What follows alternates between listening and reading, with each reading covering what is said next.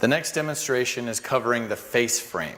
Now, as you can see on the front, we can see the edge of the plywood here and the edge of the particle board here. We don't want to see it. If you look over here, they've been covered up with solid wood, whatever wood you chose in the beginning. So we're going to make a face frame, and when you're done with it, it's going to look like this. It's going to be its own single unit put together with pocket screws. So these holes are drilled in with another machine, and then screws are driven in so that these pieces, this is called a stile, this is a rail, put together nice and solid. So when you're done with the unit, it actually fits on the front like this and covers up the sides and each of the shelves, and it looks really nice because it looks like it's all solid wood.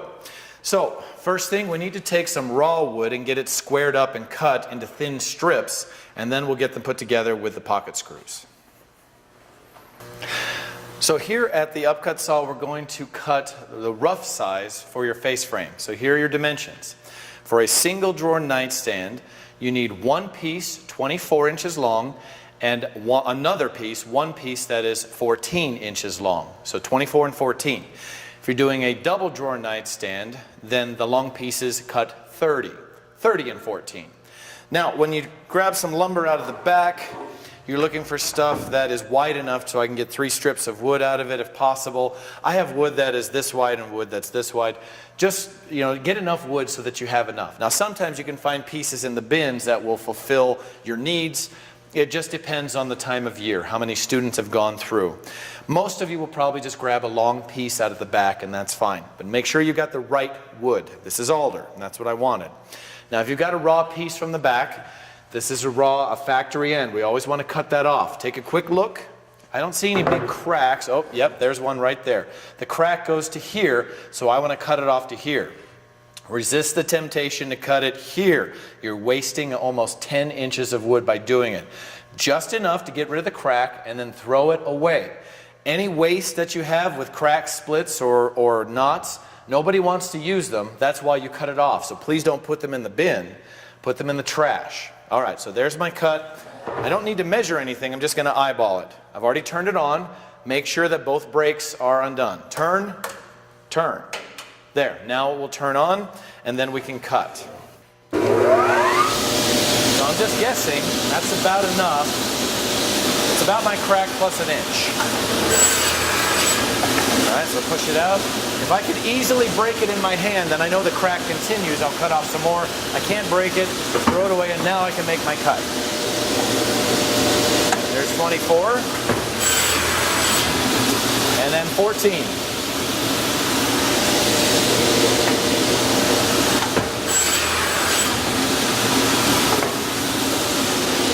Now, if there's somebody behind you that needs this alder, you can leave it and walk away.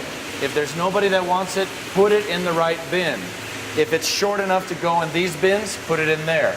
If it's way too long, put it back in the back room. We want to keep it as clean in here as possible so we don't have any accidents tripping over wood. Remember, if you're doing a double nightstand, this is 30 and 14. For a single, 24 and 14. 100% of the time when you're done with the upcut saw with rough wood, rough solid lumber, you will always come to the jointer. Time and time again, I've got students that'll go from the saw we were just at straight to the table saw, but they don't have a good edge. So please make sure to come to the jointer first. Take your board, the best edge, and I see a knot here and I don't like it, so we're going to cut this edge on this machine. Hold it in and push it across. Okay, do I have a good edge? Yes, and I don't have to do it again. Do the same on this one. Okay, I don't like that very much, so I'm going to joint this edge. Now, if I look at it, I didn't quite get this edge. It's still not done, so I'll just do it again.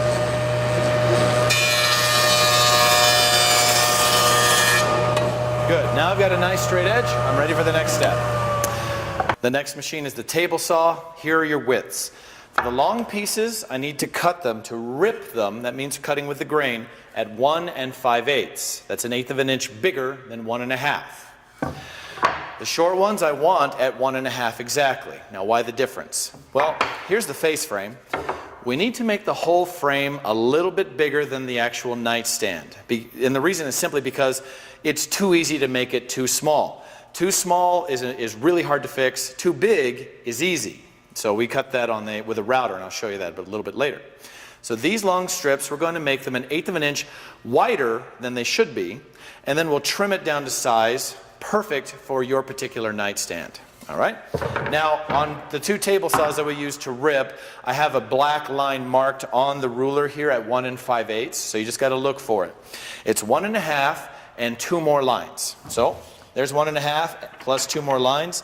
That's 1 5/8, and I'm going to make 2 cuts with this one and 3 cuts with a small one. So put on your safety glasses and have your push stick ready. Hold it in with your left hand, my right hand's on the back, and push through. Don't allow your left hand to get past the guard. Hold it, push stick all the way through. All of my pressure is on this push stick. I don't want you to push against the blade, it'll burn. So do it again.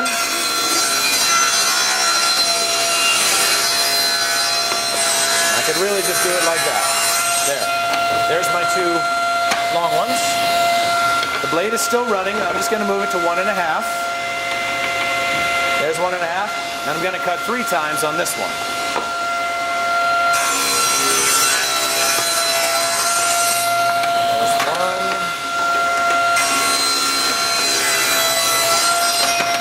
Second, and then my third.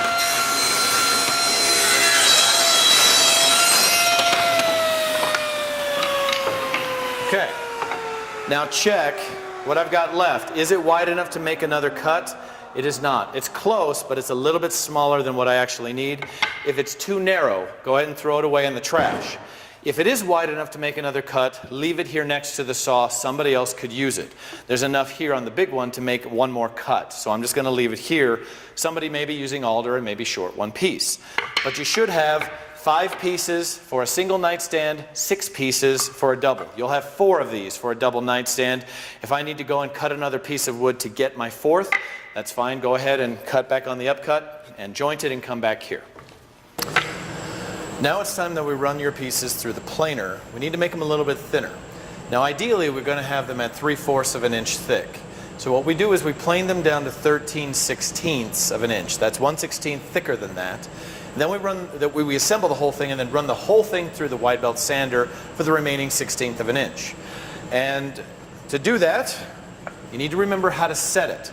Remember the red bar right here? Where that ends, that's 13/16. So we need the pointer here 1 turn lower than the red bar. So there's actually you're gonna see a gap between the pointer and the red bar as you raise it into place. So right now it is exactly at 13/16. So I need to lower the table a turn. And now I take a look, there is a gap there between the pointer and the red bar. So that's my first run. Please make sure that the dust collector is on already. It's on the wall to that side of where I'm standing right now, and you'll see a light, so it's running. But also remember to open up the vent. Without that open, it doesn't do any good. So now we're ready. Go ahead and turn it on and run them all through, one right after another. You don't have to wait. Try to put the best side down for the first run.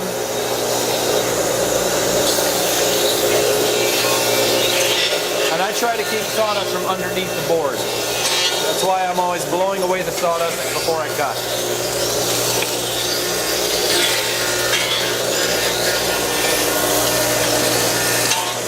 All right, now we pull them all out of the back. And I still have them sitting in the way that I ran them the first time. There we go. Now I need to raise it 1 time. Now I'm at 13/16, my last cut. So I flip everything and run them again.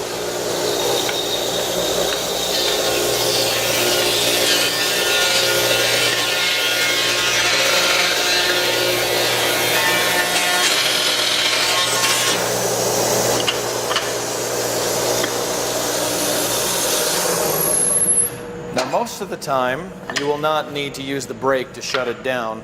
I only do it because I'm still on video and want you to be able to hear what I have to say. But normally you'll turn it off and just walk away. But I would say please shut that if there's no one right behind you ready to use it. It helps with the suction for the other machines. But now all the boards are nice and uniform thickness. They're 13/16 thick. They're nice and flat on both sides. Now I can take them and cut them to length, and then we can assemble. To cut them to length, all you have to do is set the chop saw to the right length, the stop at the right place. The lengths are exactly the same length as the height of your nightstand. That's 23 1/4 for a single drawer nightstand. Or for a double nightstand is 29 1/4. Just needs to be exactly the same height as your nightstand. Those are the styles, those are the long ones, the vertical. So 23 1/4 is right there, and I'm ready to cut. Now please remember, I have 2 chop saws in the shop that will work great for this. Also, if there's people in front of both, you can use the upcut saw, and that would work fantastic as well. You don't have to use the same machine I do. I have 3 different machines that'll do the same thing. So I can take both boards. Now remember, we need to cut both ends. In the squaring procedure, we joint an edge, cut it to width, and then steps 3 and 4 are chop the end off and then cut it to length. Don't skip step 3 by just zipping it down to length and cutting. I won't know if one end is square or not. So because the boards are nice and narrow, I can put them in here and trim an end together. Then slide them both down, right there, nice and even, and cut them to length. Okay, so there's my scrap. So these are now cut to length. Now the other lengths in all of them, whether it's a single or a double nightstand, it's going to be 13 inches long. So now I just move that down to 13, right there. And again, they're so short, I'm just going to trim them all at the same time. And I keep them together really careful, nice and flat, and there's 13. So remember, don't skip this step. I've had a lot of students that assembled with everything oversized. They're too long, they're too big. They have to completely throw your frame away and start over. Now we're going to drill the holes so we can attach them with the pocket screws. Now we're ready to cut the pocket screw holes so that we can assemble all your pieces. Now notice that I've only got the 3 short ones here, or 4 if you're doing a double nightstand. You don't want to cut into the long ones. These are the rails, and these are the only ones that we're cutting into. This machine cuts pocket screw holes, and that's all it does. So it's set up with a pedal on the floor, and I know you can't see it on the video, but it's directly under my left foot. If I press and hold, you can see that this comes down and holds your board, and then this drill, while spinning, will cut a hole. So we just turn it on. The on switch is right here in front of me, and I'll turn it on. Now what I want, you want to see the best side facing up. So we always cut on the worst side. So again, it doesn't matter, but I like to put an X on it. That's my good side. I like this side a little bit better, and I like this side. Okay, X is up. So turn it on, and we're going to cut 2 holes. There's 2 stops here. I know it's a little bit hard to see again, but I'm going to hold the board all the way towards me and cut, then push it away from me and cut again. Turn it on, all the way towards me, cut. And you do have to hold the pedal the entire time. Once it's all the way up, let go, and then it retracts. Hold it against the other stop and do it again. And now I have 2 holes. Okay, flip it over, X up, and do it again.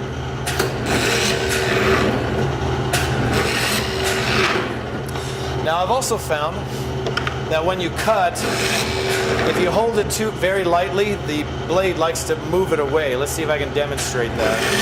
If I'm not holding it tight, it likes to rattle away. Let's try that again. There, it kind of shook it away. So make sure to keep your fingers on it, hold it tight. And of course, the last is, please don't put your finger underneath there. It's going to hurt. So that one's done, and now we do our last one, and then we move on.